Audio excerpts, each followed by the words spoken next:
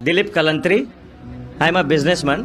मेरे काफ़ी Muslim friends थे, वो अक्सर कहते थे मुझे कि इस्लाम में ब्याज से धंधा मतलब पैसा लेके धंधा करना गलत है।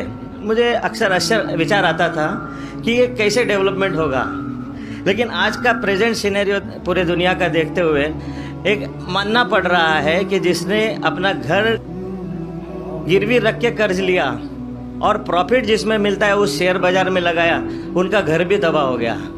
ये जो साइंस आज आपने बताया कि इस्लाम एक साइंस है, जैसे साइंस के ऊपर भी काम करता है, तो ये जो बात उन्होंने आज के 1400 साल पहले अगर कही होगी कि ब्याज लेना गलत है, हराम है, उसके पीछे इसकी क्या फिलॉसफी थी, ये मैं जानना चाहूँगा सर। भाई साहब ने बहुत अच्छा सवाल पूछा कि इस्लाम में उनके बहुत से दोस्त, मुसलमान दोस्त कहते हैं कि ब्याज लेना हराम है। वो ये नहीं जानते थे क्यों हराम है, लेकिन अभी पता चला कि जो दुनिया की हालत है इकोनॉमिक मेल्टडाउन में, वो जानना चाहते क्यों ये हराम है। और कुरान मजीद में कम से कम 8 जगह लिखा है ब्याज के बारे में। तो ब्याज लफ्ज़ है अरबी में रिबा, सूरह निसा में, सूरह इमरान में, और कहा गया है सूरह बकरा में सूरह नंबर 2 आयत नंबर 278 और 279 में कि आप ब्याज से दूर हो, और जो कोई ब्याज से दूर नहीं होगा अल्लाह और अल्लाह के रसूल उन पर ऐलान जंग करेंगे। ब्याज इतनी बुरी बात है, गुनाह कबीरा है, और गुनाह कबीरा में इमाम अज़हबी ने उसे 11वें नंबर पे रखा। 70 गुनाह कबीरा में 11वें नंबर पे रखा। भाई साहब पूछे क्यों बुरा है? क्योंकि ब्याज से अमीर आदमी और अमीर होता है, गरीब आदमी और गरीब बनता है। अमीर आदमी और अमीर होता है, गरीब आदमी और गरीब बनता है। आमतौर पे आप जब लोन लेने जाएंगे तो गरीब आदमी को लोन कहाँ मिलता है, और अमीर आदमी बताएगा मेरे पास ये है, मेरे पास वो है, तो उसको लोन मिलता है। तो अमीर और अमीर बनता है, गरीब और गरीब बनता है। इसीलिए कुरान में सूरह अल-हशर में सूरह नंबर 59 आयत नंबर 7 में अल्लाह ताला फरमाते कि ज़कात दो ताकि दौलत इंसानों के बीच घूमे, सिर्फ अमीरों में नहीं रहे। और ब्याज से क्या होता है, इन इस्लामिक फिलॉसफी हम कहते हैं प्रॉफिट एंड लॉस शेयरिंग। मुनाफा और नुकसान को हम बांटेंगे।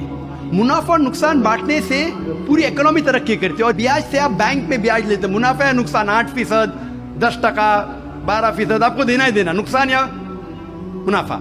लेकिन आप देखते शेयरिंग ऑफ द रिस्पॉन्सिबिलिटी, अगर नुकसान हुआ तो हम नुकसान शेयर करेंगे, प्रॉफिट हुआ प्रॉफिट शेयर करेंगे। ब्याज में क्या होता है, मिसाल के तौर पे बैंक में, मैं एक लंबी तकरीर दे चुका हूँ इस पे, अभी वक्त नहीं है, सिर्फ ये बोलूंगा कि ब्याज में क्या होता है। मिसाल के तौर पे बैंक ए के पास सपोज 100 रुपया है, वो बैंक बी को 10 रुपया रख के 90 रुपया देती है बैंक बी को। बैंक बी उसमें से 9 रुपया रखता है, बाकी का 90% देता है बैंक सी को। बैंक सी 10% रखती, 90% दिखती डी को, डी देता है ई को। तो लोग कहते हैं मार्केट में हजारों रुपये है कितने, 100 रुपया।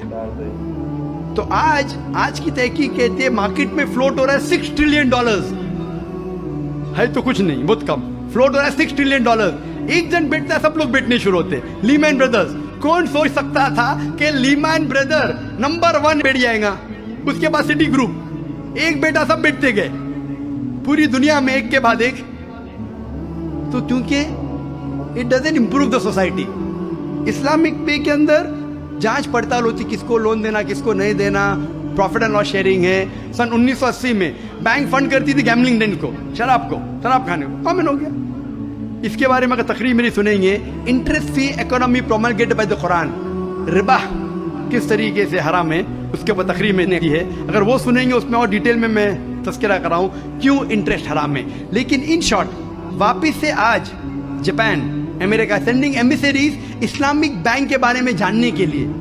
हमारी गवर्नमेंट के पास हम गए थे, मैं फाइनेंस मिनिस्टर चिदम्बरम जो फाइनेंस मिनिस्टर थे उनसे जिक्र किया था कि अब इस्लामिक बैंकिंग क्यों नहीं शुरू। इंशाल्लाह करेंगे, जब मेरी मुलाकात हुई थी जद्दा में। लेकिन आरबीआई परमिशन नहीं दे रही है क्योंकि उन्हें तहकीक नहीं की। इंग्लैंड दे चुकी है, कई ममालिक दे चुके हैं। इंडिया भी अगर इस्लामिक बैंक को जिसमें प्रॉफिट एंड लॉस शेयरिंग है अगर उसकी इजाजत दी तो इंशाल्लाह इंडियन इकोनॉमी भी बढ़ेगी इंशाल्लाह। Hope the answer the question.